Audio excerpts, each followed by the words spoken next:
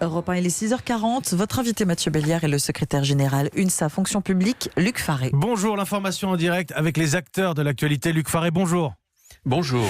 J'insiste, l'UNSA Fonction publique, vous êtes reçu aujourd'hui par Olivier Dussopt, le ministre en charge justement de la fonction publique. Vous avez quelques réclamations à lui faire. Vous demandez des mesures claires pour les agents publics concernant le traitement et l'accompagnement du coronavirus.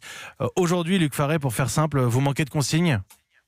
C'est en particulier ce qui arrive, c'est-à-dire que tout le week-end, on a vu que les agents attendaient un certain nombre de consignes précises pour qu'ils puissent organiser au mieux à la fois leur travail, leur sécurité et la continuité du service public.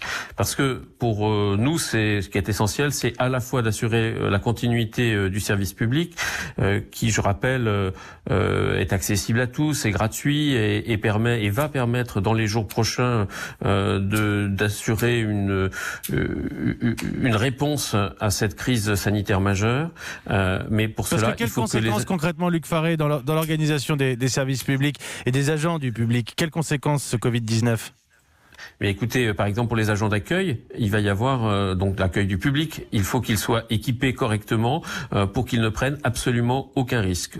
Dans le cas où leur accueil, leur mission d'accueil est maintenue. Nous voyons par exemple à l'hôpital, c'est essentiel, mais pas qu'à l'hôpital. Dans les écoles, on voit aujourd'hui qu'il va falloir accueillir, et c'est normal, un certain nombre d'enfants, et donc il faut qu'on puisse le faire dans une sécurité maximum. Alors aujourd'hui, est-ce que la fonction publique, ce qui est un gros mot, et les fonctionnaires qui la composent, Luc Faré, est-ce qu'aujourd'hui on est prêt pour un confinement plus drastique ? Je ne sais pas si on est prêt, mais par contre, on sait que les agents publics vont se mobiliser et seront mobilisés parce que leur première mission, c'est bien de rendre le service au public. Donc, je ne me fais pas de soucis sur cette question. Ce que nous demandons au ministre aujourd'hui et que nous allons lui répéter, c'est de répondre à toutes les questions très précises que nous avons à lui poser, comme celle que j'ai évoquée tout à l'heure, sur la sécurité, le matériel à disposition. Et je sais qu'il y a aussi une question sur le jour de carence dans la fonction publique, parce qu'aujourd'hui, les salariés, les agents publics en congé maladie après avoir contracté le coronavirus ne bénéficieront du maintien de leur rémunération qu'à partir du 2e jour d'arrêt de travail. Je sais que c'est un dossier sur la table, Luc Faré. Oui, c'est effectivement une question posée, mais elle est un petit peu subalterne par rapport à la crise sanitaire majeure. Mais une fois qu'on a dit ça, oui, il faut que les agents publics malades soient reconnus, et surtout s'ils contractent cette maladie dans le cadre de l'exercice de leurs fonctions, qu'ils soient payés normalement, ce que nous souhaitons, nous, à l'UNSA. Luc Faré, secrétaire général de l'UNSA Fonction publique, merci beaucoup d'avoir répondu à nos questions en direct ce matin. Les acteurs de l'actualité en direct et notre rédaction, j'insiste, mobilisée pour vous expliquer cette crise du coronavirus. Un témoignage positif à présent, et elle est en direct avec nous. Philippine Dolbeau, bonjour. Bonjour Mathieu. Vous êtes vice-présidente de Classroom. Classroom, avec un K, j'insiste, c'est une application de communication entre parents, profs et élèves, nécessairement, qu'on peut trouver sur les stores iOS ou Android.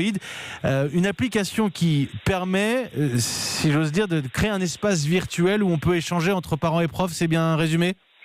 Exactement, je crois qu'on va vous emboucher Mathieu. C'est effectivement un espace de communication entre les parents et les profs, uniquement dans le premier degré.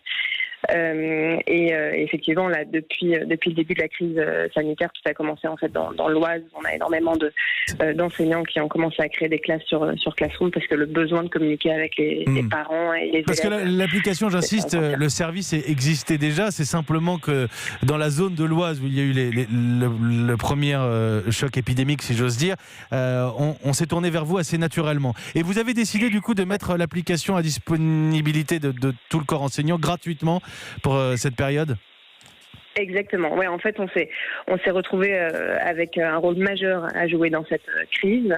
Et je crois que le moment à la fois dramatique et historique qu'on est en train de vivre en ce moment, c'est aussi le destin de plein de startups, dont Classroom, qui basculent ces derniers jours en devenant, aux yeux de 280 000 professeurs des écoles de France, un outil de ce qu'on appelle de première nécessité pour assurer la continuité pédagogique. Donc, ça a commencé par l'Oise et on voit aujourd'hui que cette situation se généralise au territoire national.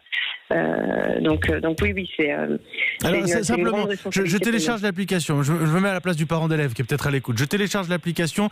Et il faut que l'enseignant ait créé un espace dédié de l'autre côté. On est d'accord ? Tout à fait. En fait, ça prend 1 minute. L'enseignant et les parents téléchargent l'application et en 1 minute, la classe est créée, les parents la rejoignent. Et c'est, vous l'avez dit, le grand message qu'on souhaite faire passer, c'est qu'on a ouvert gratuitement l'intégralité du fil d'actualité de la Classroom pour toutes les classes de France, et ce jusqu'à la fin de l'année scolaire. Donc oui, c'est très simple à utiliser. Ça ressemble à un réseau social.